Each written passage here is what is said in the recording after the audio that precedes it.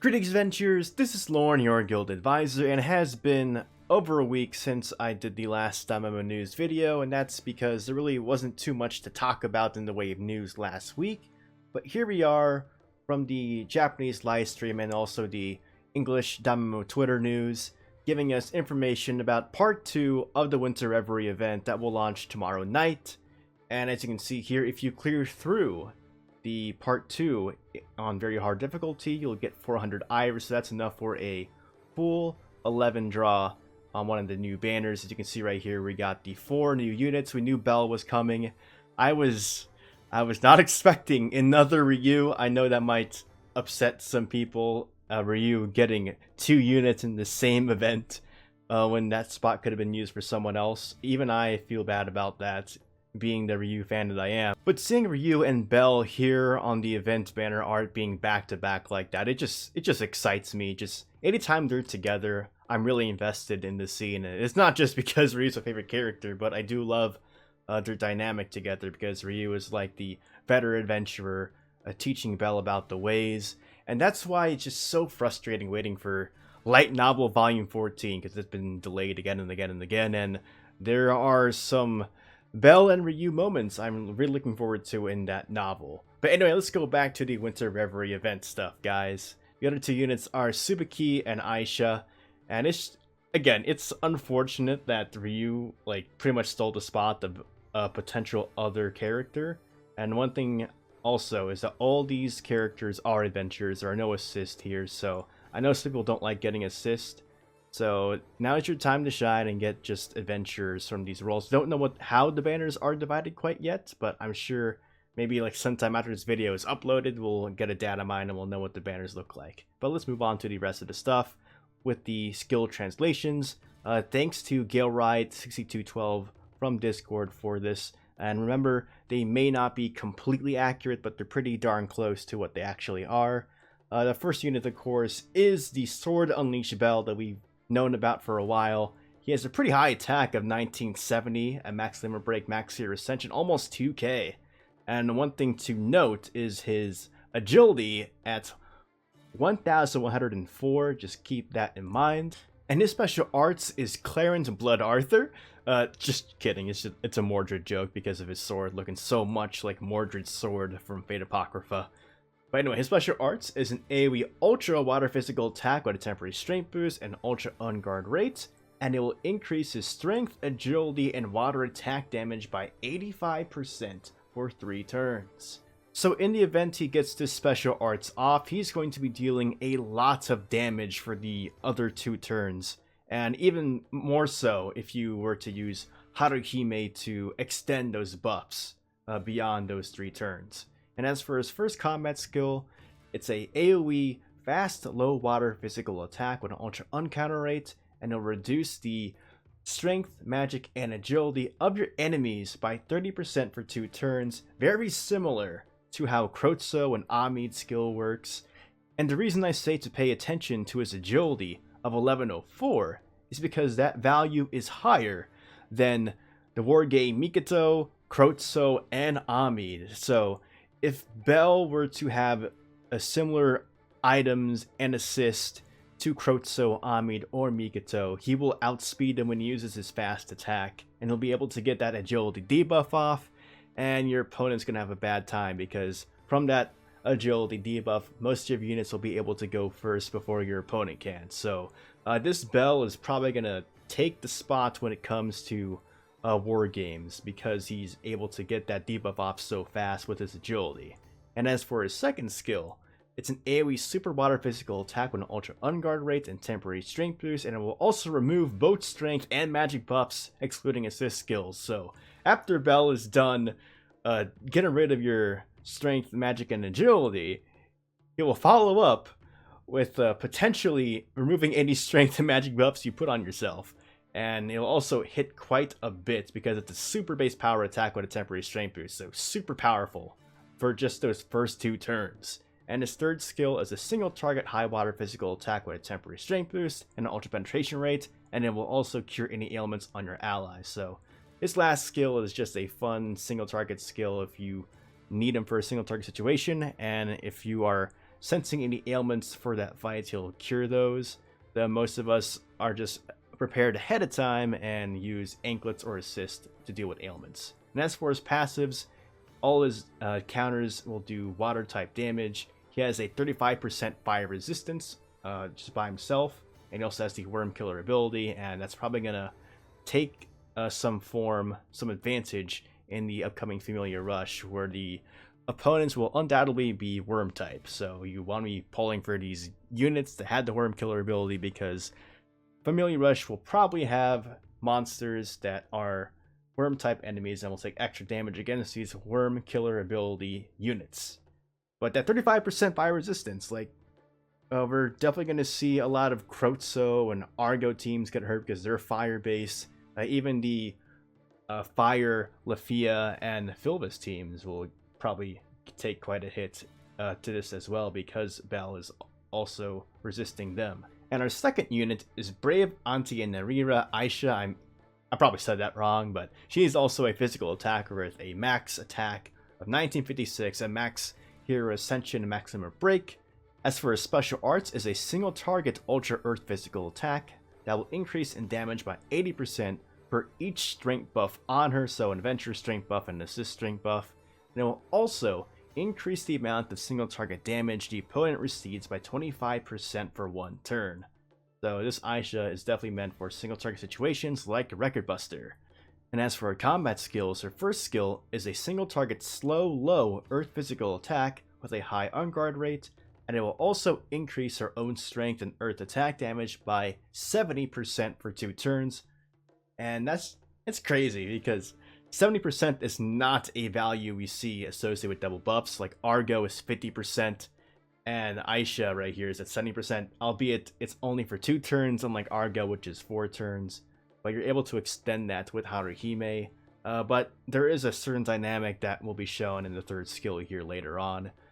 For our second skill, it's a single target fast mid-earth physical attack with a high penetration rate, and it'll remove strength buffs excluding assist skills. So if you're facing against an opponent that you know will buff their own strength, Aisha's able to take that off, so you take less damage. And for our third skill, it's a single target slow super earth physical attack that will increase in damage by 80% for each strength buff on her. Very similar to her special arts, but it's just a regular single target ability, not a special art. So that's a crazy amount of damage you're able to do with that skill.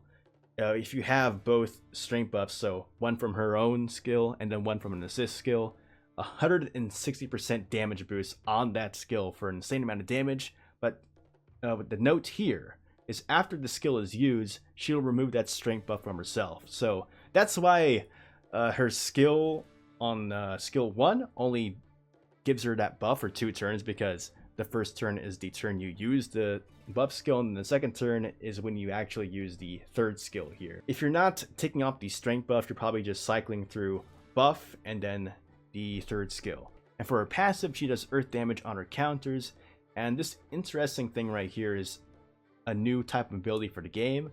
They translate it as plus 30% strength if she's equipped with a large sword, and then she also has a passive 35% thunder resistance and worm killer. So Aisha is definitely intended to be used as a single target beast for stuff like Familiar Rush single target bosses and Record Buster. And I can see her pairing quite nicely with Yuri, because he's also an earth type physical attacker that also reduces earth resistance. So those two together should deal a pretty good amount of damage together. And for our third adventure, we have the new Invincible Master Tsubaki, also a physical attacker, but a high strength of 1961 and a pretty decent agility of 1079, which is also higher than Krotso. And as for her special arts, is an AoE Ultra Water physical attack with a temporary strength boost and ultra critical rate, and it will also give your allies 1 magic attack nullification, excluding special arts. So she gets her special arts off, and all your allies will block 1 magic attack from the opponent, and that's something to keep in mind for war games. As for her combat skills, her first one is an AoE mid-water physical attack with ultra penetration rates, and will also decrease your opponent's physical resistance and water resistance by 30% for 3 turns. So very good when you're paired up with Bell, because he's also a water physical attacker, and he will benefit from that greatly. It's like Argo and Krozo were a combo, and now Tsubaki and Bell are here to take down the Reign of Terror. And for her second skill, it's an AoE fast high water physical attack with an ultra uncounter rate, and it will have a 50% chance to give your allies one magic attack nullification. So very similar to the Casino Chloe that we had before, where she would have a chance to give your allies a physical attack nullification. So if you are worried about a plethora of magic teams, you're able to set Tsubaki to use this skill. And as for her third skill, it's a single target high water physical attack, and it will increase in damage by 35% for each physical resistance debuff on the opponent. So one from Tsubaki and one from an assist, and it will also have an ultra unguard rate. So, and again, like Bell, she has a single target skill if you want to use her in a single target situation, but Tsubaki and Bell are definitely meant for war games. And as for her passives, she does water damage on her counters, she does an extra 50% damage on her counters, and she of course has a passive 35% fire resistance, again countering Argo and Krozo, and also the Worm Killer ability that we'll probably be using for a Familiar Rush. And as for our last unit, it is of course Scarlet Elf Ryu, the second Ryu of the event. It's still insane to me that they decided to make two Ryus for the same event. And I know some people are probably a bit disappointed in that. That's a unit slot that could have gone to someone else, like Mikoto. And it's very strange not seeing Mikoto when Haruhime is involved in the event, Take was in the event, Aisha is in the event. Very strange that Mikoto is not in this and Ryu gets two units here. But this Ryu will be a magic attacker with 1865 magic at max hero ascension, max limit break. As for her skills, her special arts is an AoE Ultra Earth magic attack with a temporary magic boost and Ultra Unguard rate, and will also reduce your opponent's magic resistance and earth resistance by 35% for one turn. So useful if you have earth magic attackers that we really don't have too much of in the way of AoE combat. And as for her combat skills, her first skill is a big buff to all your allies. They will get 100% slow resistance, and a 25% guard rate to physical resistance and magic resistance for 4 turns. So it's definitely a move oriented towards defensive type teams. And then her second skill is an AoE fast high earth magic attack that will reduce enemy dexterity, magic resistance, and earth resistance by 25% for 2 turns. And then her third skill is a single target high earth magic attack that will increase in damage by 35% for each magic resistance debuff on the target, and also has a ultra penetration rate. So I'm really not too hot on this Ryu skills. I haven't been too hot on the last 3 Ryus, unfortunately. Like, she's getting a lot of units, but I'm just not too enthused about their actual abilities. And hopefully we will start getting more Earth type AoE attackers, because we really don't have too many of them.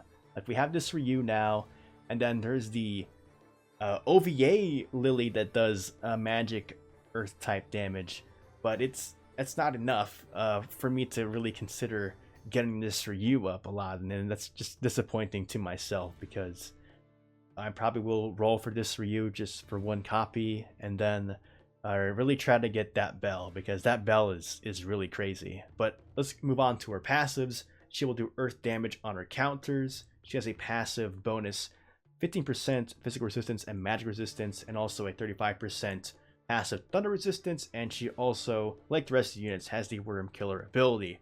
But that does it for all the units. And one thing I do want to showcase is something you're probably not going to see when it comes to the game, because Aisha, Ryu, and Bell all have a special attack together. If you use their special arts in a combo, they have a special attack combination.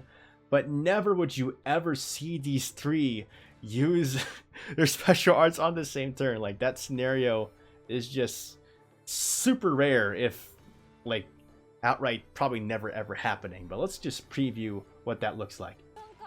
Alright, here's the end of Ryu's special arts, and again, this is a special attack done after Bell, Aisha, and Ryu all use 3 of theirs on the same turn.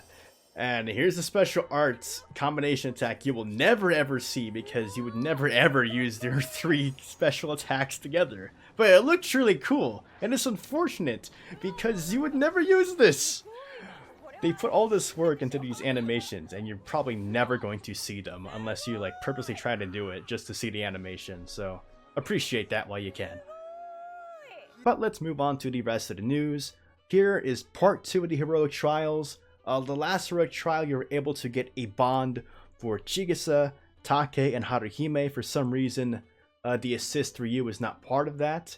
And for this image, we only see Tsubaki and Abell, and they did announce on stream that the assist Ryu will be available from this heroic trial as well. But that still leaves the new Aisha and Adventure Ryu a spot needed for a heroic trial. So we'll see if this gives an ability to purchase like any one of the remaining 5 characters. But I think part 2 of this heroic trial will just be Tsubaki, Abell, and the assist Ryu bond, and there might be a part 3 heroic trial where you can get Aisha or Adventure Ryu. Hopefully that's the case, because that means more bonds for us. But this will launch tomorrow night alongside the launch of part 2 of the event itself. And we're getting version 9.2.2 of the game, and there are some pretty exciting changes, I would think, updates, quality of life stuff to the game here. And this is the big thing. Unit selection interface updated. So before, we would have to scroll through like this endless left to right list of characters. Like as more and more characters get added into the game, it's just going to get more and more frustrating scrolling through everything. So now we have a new interface where it's really like a grid-based system, and you can see a lot more of your units all at once and be able to select them a lot more quickly. So that's very, very much appreciated. Great quality of life feature. And another quality of life feature will get the ability to do multi-draws if we have like more than 10 tickets. I usually just end up spending all mine that I have as soon as I get them. But in the case you do save your tickets, like you're waiting for the general pool to be updated, this is a really nice quality of life thing. And one thing I really wish they would do is the metal box gacha during events. Like drawing them 100 at a time is a pain if you're just farming the event, because you're just stuck there on that screen going through all the event medals. Like I wish there was a way to draw even more, like draw 1,000 at a time. That'd be really nice. So hopefully that's somewhere along the line. And like I said, I mentioned this earlier with Aisha's passive skills, we now have weapon related abilities added. I'm not too sure how they're implementing this, because you would assume that by large sword they just mean her default character weapon. So there's not much of a point to adding this as a new type of an ability when you would be using her character weapon in the first place. But we'll just see if large sword means something else. But I'm pretty sure her character weapon is a large sword. So that's something to keep in mind.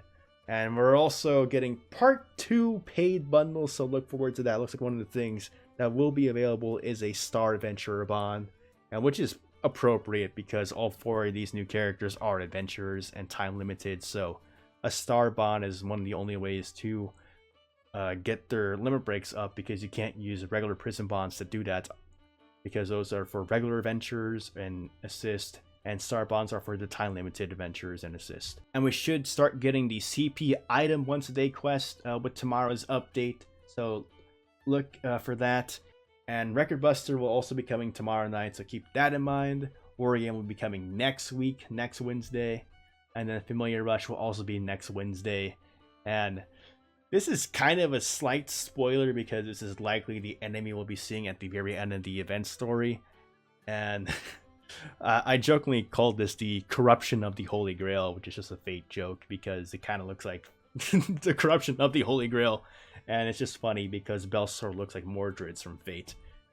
But as for the upcoming schedule itself, all times are in Japanese Standard Time for some reason, even though this is from the English DanMemo Twitter account, and they can't be bothered to change the dates, even though it's like a simple process of changing the 5 to a 4 and the 12 to an 11, but whatever. Tomorrow night, on December 4th, we'll be getting the launch of the second part of the winter event, Winter Reverie Part 2. It will also be the launch of the paid Part 2 bundles, the new Heroic Trial featuring Tsubaki and Abell, and a chance to also get an assist Ryu bond. Record Buster Ravis will start, and we'll also should be getting the new CP Up item quest. And then on December 11th will be the Familiar Rush for the event, and also an Ultimate War Game, just regular war games, not a training one. and they will probably be deciding the rankings for another Familia war game, so keep that in mind. But you also want to be doing war game anyway, paying attention to that so you can get all the iris you can. And remember, as tempting as these units are, do keep in mind that we'll probably will be getting a rerun of last year's Christmas event at some point, but New Year's is coming up, and then as they've been saying, sometime during the winter we'll have a collaboration event, so just be very mindful of the iris you are spending come this winter season with this event, New Year's coming up, and then the collab somewhere in winter. So keep that in mind. Anyway guys, thank you so much for watching this video. Hope it helps you keep updated with all the news. I will be doing a stream to cover and play through part 2 of the event because I had a lot of fun doing it last time, about 2 weeks ago when they launched the first part of the event, and I just want to finish the event with you guys. If you weren't there last time, feel free to go ahead and join the stream. I will announce when I'm doing that on Twitter, but it's probably going to be day of tomorrow night, so look forward to that. But anyway guys, again, thank you so much for watching this video. Hope you're looking forward to the event. I wish you luck on your rolls, and if you want to see more DanMachi content, please subscribe to my channel and join my Discord and follow me on Twitter. And as always, continue enjoying your time adventuring in Mario and the dungeon. This is Lauren, your guild advisor, signing out.